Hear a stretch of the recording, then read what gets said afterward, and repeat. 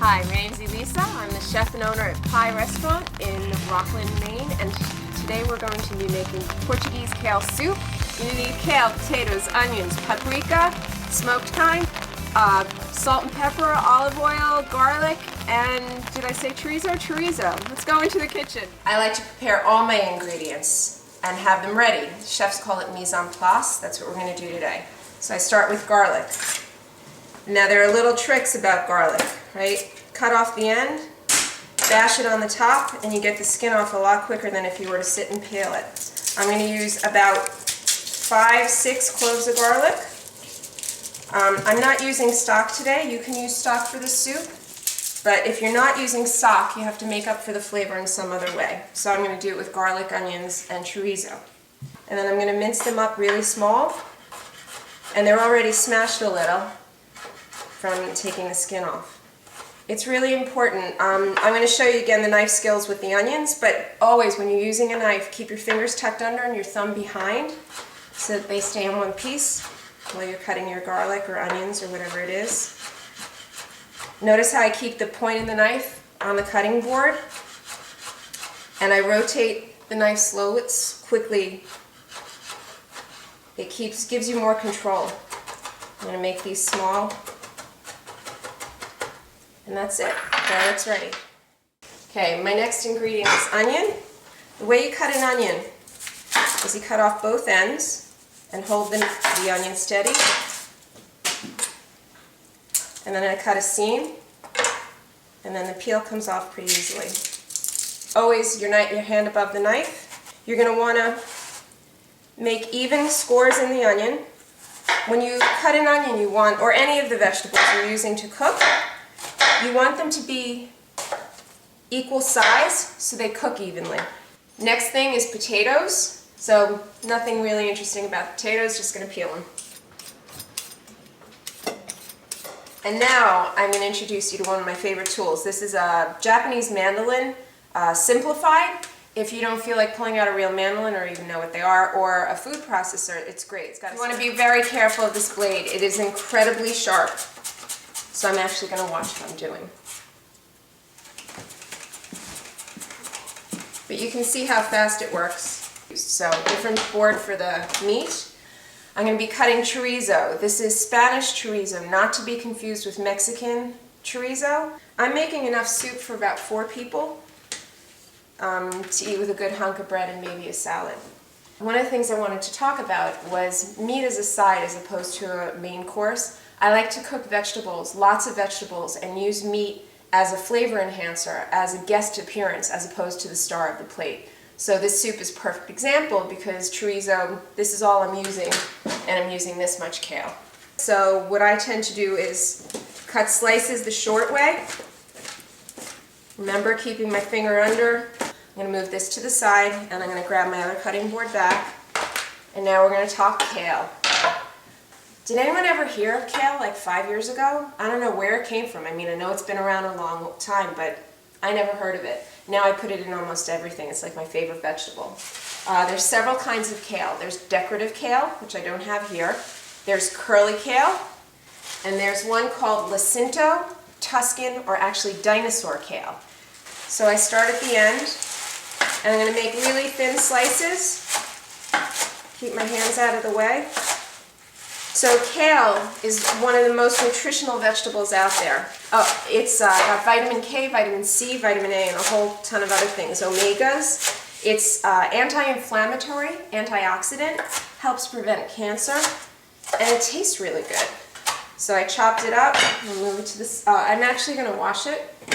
Use my salad splinter. I use my salad spinner for a lot more than salad. It's a great thing to rinse things off in and hold. I'm going to use, the stores tend to bunch the kale. I'm going to use about 2 bunches for this soup. About 4 potatoes, 4 cloves of garlic, 2 bunches of kale, because I like a lot of vegetables. If you like less vegetable and more potato, adjust accordingly. I've put the kale in some water, and I'm actually going to leave it there because a little extra water in this particular circumstance is good because I'm adding water to the stock and just letting everything soak off. Dirt might fall, bugs, whatever. When you have organic stuff, there's always a chance. I'm going to move over to the stove now and start cooking. Now, friends of mine, I've watched them do it, my daughters do it. They put things in the pan before it's hot. Don't put things in the pan before it's hot. Let it heat up. You know it's hot by putting your hand about 5 inches away from the surface. And then I'm going to add, I don't need a lot of fat, remember, because I've got the chorizo going in. So I'm going to use about 2 tablespoons of olive oil. So I'm going to let my olive oil heat up, and I'm going to put my chorizo in first. So my chorizo is starting to sizzle. So what I want to do is I'm going to render the chorizo. I don't want to cook it on too high a heat because I don't want it to burn. I want it to let go of most of its fat, and then I'm going to actually take it out and save it for the end. And what I'm doing is I'm taking all the chorizo out, I'm draining it against the side of the pot so that most of the fat goes back into it because that's what I'm using for part of my flavor. Okay, so I'm going to add my onions next. I add my onions before my garlic because I do not want my garlic to turn brown or burn. So I'm coating the onions with the fat from the chorizo and the olive oil, and once they're in there I'm going to add the garlic as well. And at this point I'm going to put in about, 2 teaspoons of the kosher salt. You always want to salt your food as you go, because if you don't add salt to the end, you're going to miss out on flavor opportunity. I'm also going to put some paprika in. I like a lot of paprika. It's smoky, it's peppery, it's a fabulous spice. I'd use it on almost anything if I could. I don't know, I should try it with chocolate. Some regular pepper. And I'm going to cook these until they're translucent. Now my onions are now translucent, more or less. I'm going to take my potatoes, see how they've changed color? I'm going to put them in.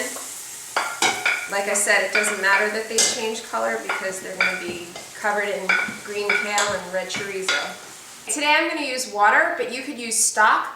I prefer, there's a brand called Imagine. They have something called no chicken stock, which is great because it doesn't have tomatoes in it and it's really close to chicken stock. Adds just another level to the flavor in your soup. But you can do it without. I've used about 6 cups of water. Basically, I want to cover my potatoes with maybe ½ an inch above them. So as you can see, it's come up to a nice simmer. You're going to want to cook this for about 15-20 minutes at a low simmer. And you're going to want to taste it, just the stock. You want to see if it has enough flavor. If it doesn't, it's not bad. I'm going to add a little more salt. And I'm going to add a little more paprika, like I said, you can't have too much. Alright, I think these potatoes are done. I can pretty much break them up with my spoon. I'm going to take one of my favorite tools, an immersion blender. This is a lot easier than having to take the hot liquid and put it into a blender, but if you do not own an immersion blender, using a regular blender is fine. You would want to stop the soup and let it cool down a little before you started. And you would want to take small amounts and put them in your blender, blend them up, and then put them into another pot to wait. But you're going to have to put everything back in the pot at the end to cook it. So I keep the immersion blender down so nothing splatters on me. And now the last bit. I'm going to take my kale out, and I'm looking at this. You might want to cut your kale smaller, just because when you put the pieces in your mouth, it's nice to have smaller bits. I actually went one place where they had cut the kale in shreds. So all the kale's in. I just want to submerge it in the stock. So you may have thought I had an overabundance of kale, but if you look in the pot now, it reduces down. It probably goes down to half of its original size. And it's starting to look a little more stewy.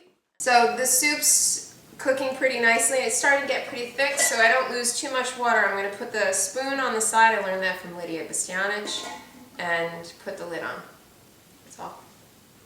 Alright, it's been about 20 minutes. I'm going to take the lid off. And my kale's turned a dark green color. It's done. I'm going to throw the chorizo in. Give it a stir. Grab my bowl. See how it's pretty thick? It's almost a stew. So there you have it, Portuguese kale soup. Probably could have cut the pieces a little smaller so it'd be easier to get out of the bowl. If you don't feel like cooking this at home, come on down to Pie and we'll make some for you. Thank you.